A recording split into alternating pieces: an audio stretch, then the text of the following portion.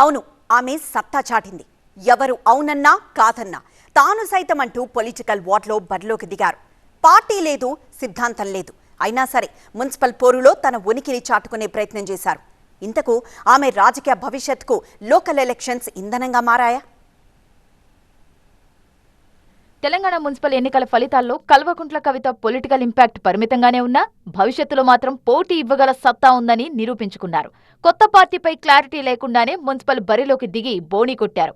All India forward black మద్దతుతో ఆ party ఎన్నికల గుర్తుపైనే పోటీ చేసింది. వడ్డేపల్లి మున్సిపాలిటీలో మొత్తం 10 వార్డులుండగా ఫార్వర్డ్ బ్లాక్ మద్దతు అభ్యర్థులు 8 వార్డుల్లో గెలిచారు. కాంగ్రెస్, బీఆర్ఎస్ 1 వార్డు మాత్రమే గెలిచాయి. జాగృతి కార్యకర్తలు ఫార్వర్డ్ బ్లాక్ తో కూటమిగా పోటీ చేసి మున్సిపాలిటీని చేజెక్కించుకోవడం ఈ ఫలితాలకే హైలైట్. రాష్ట్ర వ్యాప్తంగా మొత్తం 116 మున్సిపాలిటీలు, 7 కార్పొరేషన్లలో ఎన్నికలు జరిగాయి. ఇందులో కవిత కేవలం 212 వార్డుల్లో పోటీ చేశారు. అది కూడా all India forward block symbol పై. కానీ పోటీ చేసింది తక్కువే అయినా ఏకంగా 40 వార్డుల్లో కవిత ప్రభావం చూపింది. వడ్డేపల్లి మున్సిపాలిటీతో పాటు మంథని, సుల్తానాబాద్, పెద్దపల్లిలో ఒక్కో సీటు గెలిచారామె. అయితే ఇక్కడే మరో ట్విస్ట్ చోటు చేసుకుంది. అసలు తన గెలుపులో కవితకు సంబంధం లేదంటూ బాంబు పేల్చారు వడ్డేపల్లి శ్రీనివాస్. బీఫామ్ కవిత చేతుల మీదుగా తీసుకున్నా తన సొంత ఇమేజ్ తోనే గెలిచానన్నారు శ్రీనివాస్. కవిత మీకు బీఫామ్ ఇస్తున్నారు, బీఫామ్ ఇస్తున్న ఫోటోగ్రాఫ్ ఇది. సో ఇప్పుడు మీరు కాదని అంటున్నారు. మీ తప్ప, ఆమె తప్ప, లేకపోతే మీ పార్టీ ఏదైతే ఫార్వర్డ్ బ్లాక్ తప్ప ఏంటిది? ఉండేదేనండి, మీ చేతికి ఇచ్చారు, మీ చేతికి ఇచ్చారు. ఇక్కడ ఇచ్చినారు కానీ మేము మళ్ళీ బోర్డులో టచ్లు లేవు. ప్రచారం మాదే. ఆ రోజు కవిత ఉండింది కానీ మళ్ళీ ప్రచారానికి కానీ ఆమెతో ఫోన్లో కానీ టచ్లు లేవు.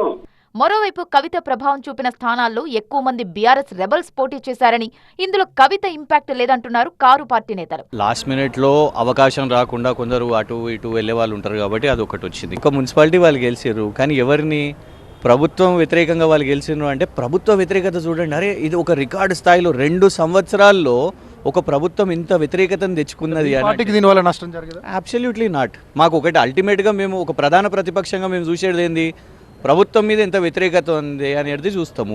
బీఆర్ఎస్ తో విభేదించి బయటకు వచ్చిన కవిత ప్రస్తుతం సొంతంగా రాజకీయాల్లో నిలదొక్కునేందుకు ప్రయత్నిస్తున్నారు. ఈ క్రమంలో ఆమె మొదటిసారి ఎన్నికలను ఎదుర్కొన్నారు. ఓ పార్టీ లేదు, సిద్ధాంతం లేదు, ఈమె ఏం చేస్తుందిలే అని చాలా మంది లైట్ తీసుకున్నారు. ఈ నేపథ్యంలో ఈ ఫలితాలు ఒక రకంగా ఆశ్చర్యకరమే అంటున్నారు విశ్లేషకులు. మొత్తం మీద వడ్డేపల్లి విషయంలో ఆమె పాత్ర లేదన్న వాదనలు తెరపైకొస్తున్నా ఆమె ప్రభావాన్ని మాత్రం కొట్టిపారేయలేమంటున్నారు విశ్లేషకులు.